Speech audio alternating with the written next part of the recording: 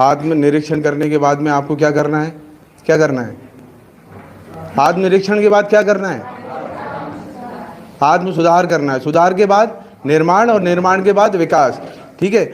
इसके बाद जो दूसरे नंबर की सबसे महत्वपूर्ण चीज थी वो क्या थी? स्वाध्याय। बिल्कुल एक सिंपल ब्रीफ, एक सिंपल सेंटेंस में, स्वाध्याय जो आप लोग करते हो ना, उस पर विशेष ध्यान देना। स्वाध्याय कोई पुस्तक को पढ़ने का मतलब नहीं है।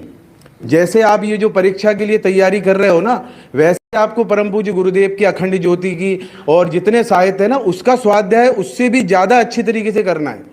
आपको एक किताब लेनी है, पेन लेना है, जब आप स्वाध्याय कर रहे हैं तो उसको लिखना है।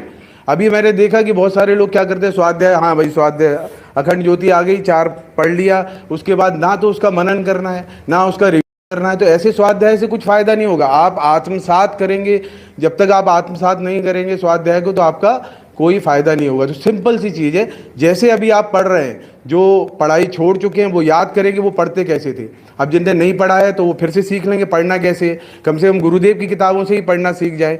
बाकी जो अच्छे से पढ़ रहे हैं, अच्छी तैयारी कर रहे हैं, वो बिल्कुल सेम पैटर्न, सेम तरीका वो किस में इस्तेमाल करेंगे? गुरुदेव की किताबों में। ठीक है, साहित्य में। दूसरा सबसे इंपॉर्टेंट चीज़ क्या है? संयम। तीसरा नंबर, संयम में एक ही चीज़ है जो अभी महत्वपूर्ण है, जो आपको ध्यान रखनी है, वो क्या है? देखना।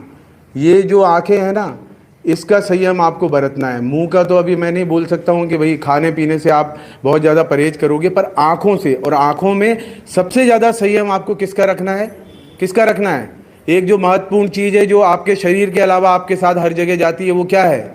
मोबाइल। तो आपको सबसे महत्वपूर्ण है कि आपको मोबाइल का संयम रखना है, सबसे इंपॉर्टेंट चीज़ है। ठीक है। आखिरी चीज़ है सेवा। सेवा इतनी इंपॉर्टेंट चीज़ है कि ये जो सब चीज़ें आप करेंगे ना, इसका फल ही सेवा है। अगर सेवा का भाव है तो आपको इन 3 चीज़ों से फ़ायदा मिलेगा, नहीं तो नहीं मिलेगा।